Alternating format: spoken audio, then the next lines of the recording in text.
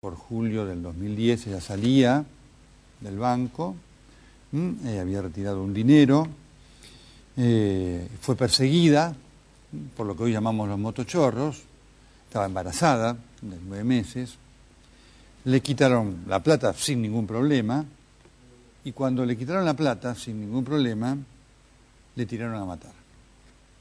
Una historia que nos conmovió, que movilizó a la dirigencia política y que generó promesas de grandes cambios. ¿Qué tal, Carolina? ¿Cómo estás? Bien, acá.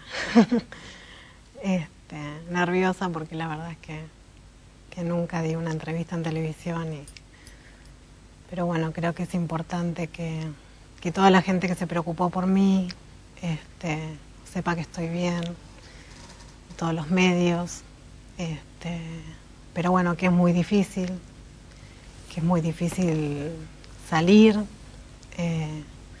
Mi intención siempre es dar un mensaje positivo, pero la verdad que la pérdida de un hijo es irreparable en cualquier circunstancia y en una circunstancia como la que me tocó a mí es aún más.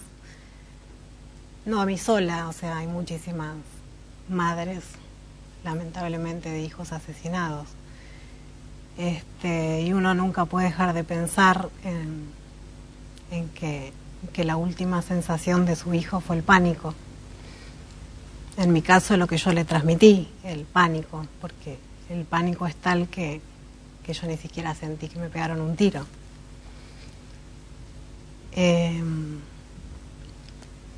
Pero bueno, la verdad es que nunca le encontré una explicación al tiro. Esa es la verdad, no se la voy a encontrar. Ellos tenían mi dinero, yo no me podía prácticamente mover. Cualquier embarazada de 9 meses sabe, la movilidad es muy poca. Y el odio con el que me trataron, no solamente me pegaron un tiro, me pegaron en la cabeza, me tiraron al piso, me golpearon y me pegaron un tiro para matarme, o sea, no me pegaron un tiro a la pierna o porque yo trataba de correr, o sea, yo ya estaba, ni siquiera podía ver bien, tenía todo el ojo ensangrentado, y bueno, la verdad es que pensar que gente como esta camina a la calle con nosotros permanentemente, porque mi caso, bueno, tal vez fue muy atroz, muy mediático, pero la gente muere a diario, asesinada. No sé, podemos pensar muchas cosas, podemos discutir muchas cosas. Yo he escuchado muchas veces que bueno, que al delincuente tampoco le importa su propia vida, que muchísimo menos le va a importar la de uno, pero yo no puedo justificarlo por ese lado porque realmente veo que la que muere es gente indefensa. O sea, yo no veo delincuentes enfrentándose a gente con custodia o a autos blindados. Yo veo gente disparándole o sea, veo una cobardía en el delito y una violencia que ha crecido terriblemente. Y la verdad es que no puedo creer que no se puedan dejar todas las diferencias políticas a un lado para empezar a debatir este tema. Todos sabemos que hay problemas estructurales que se arrastran hace años, pero creo que es muy digno de cualquier gobierno que le toque gobernar, decir, este es el problema, lo arrastramos por esto, vamos a trabajar por esto. A futuro todos sabemos que más trabajo, mejor educación son soluciones. Pero bueno, sabemos que esto lleva tiempo. Mientras tanto muere gente y yo no puedo creer que no nos podamos reunir como sociedad, no para que se vaya alguien sino para exigir lo que nos corresponde, que es vivir tranquilos, porque el derecho a la vida,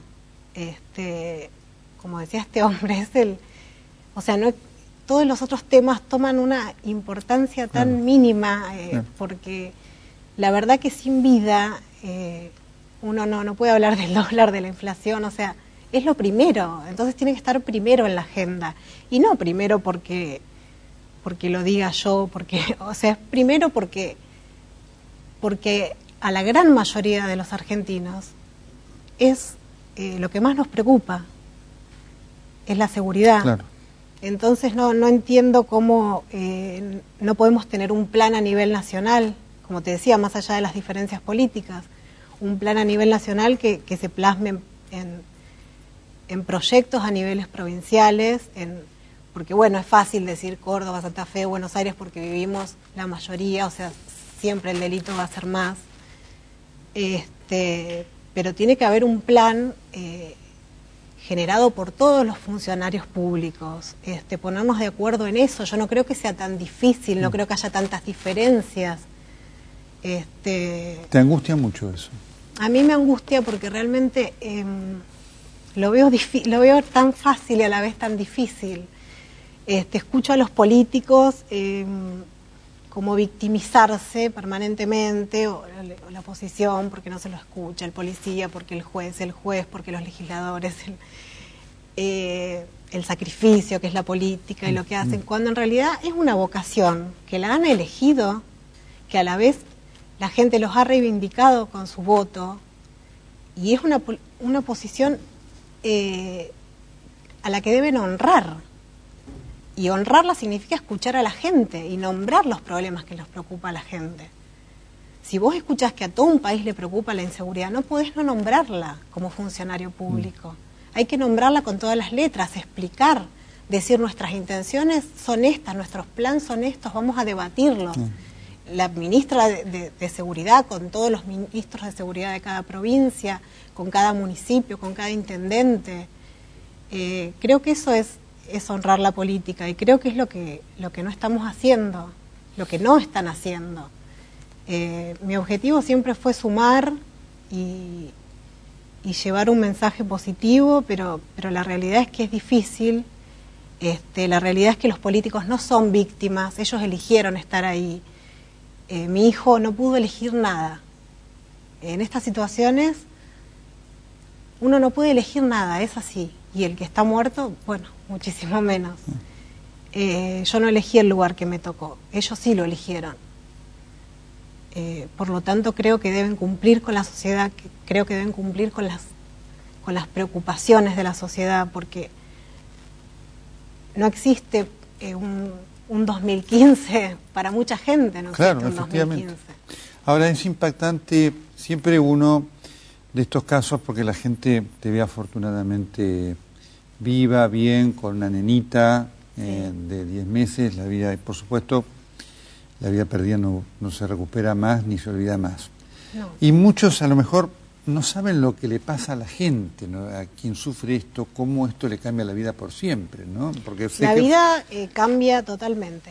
Es como una vida antes y una vida después. Una vida en la que uno proyectaba y hacía las cosas en orden, y de repente un día toda esa vida desaparece, porque desaparece todo, porque sin tu hijo es como que todo lo otro se desvanece. Y bueno, yo pasé 42 días en terapia intensiva, tuve muchas operaciones, sufrí mucho físicamente, y cuando desperté de las drogas, sin siquiera poder hablar, sin siquiera poder moverme, porque mucha gente piensa que uno sale de terapia intensiva y se puede mover, y la realidad es que el cuerpo no funciona porque estuvo mucho tiempo quieta, la realidad es que una traqueotomía no te permite hablar durante mucho tiempo, y muchas veces uno se pregunta, yo me pregunté por qué me tocó quedarme para despertarme y no haber ni siquiera podido conocer a Isidro. Bueno, creo que justicia para él es una de las respuestas, y mi hija es otra de las respuestas. Pero la vida cambia radicalmente. La víctima, esto yo se lo he transmitido a funcionarios públicos, para mí la víctima queda desprotegida. Creo que tienen más derechos los delincuentes, en el sentido de que tienen abogados, de que tienen un techo, de que tienen comida, como he dicho. También podemos discutir las condiciones carcelarias. Yo soy licenciada en Trabajo Social, no es que no conozco, visité cárceles, visité villas. Sé que hay desigualdades sociales grandes. Pero bueno, se empieza empezando. las cárceles, bueno, el otro día vi un programa como un ejemplo del deporte, lo bien que hacía. Bueno, no es un ejemplo, o sea, funciona, tomémoslo para todas las cárceles, ¿no? No hagamos de una cosa que tendría que ser naturalmente como una excepción. Con tu caso se generó toda casi una reacción de los gobiernos, con tu familia Blosioli, Casal, se produjeron... Conmigo también, ¿no? Sí. Se produjeron modificaciones del sistema bancario y demás. Te quiero preguntar, ¿cuál es tu impresión? Si vos pensás que esto realmente funciona como la legislación lo marca, si ha servido, si no ha servido. Primero, si a mí la ley de salideras bancarias me pareció algo... yo he hablado con diputados que ya habían presentado el proyecto, debatirla una vez muerto Isidro, o sea, como que siempre necesitamos un caso tan atroz para debatir algo, me parece terrible. Y bueno, yo he investigado mucho del tema, obviamente, porque es lo que me pasó a mí y porque bueno, la gente ve una mampara en el banco y se acuerda de Isidro, pero la realidad es que la ley que fue criticada por básica, hoy todavía no se cumple y las salideras no son cero.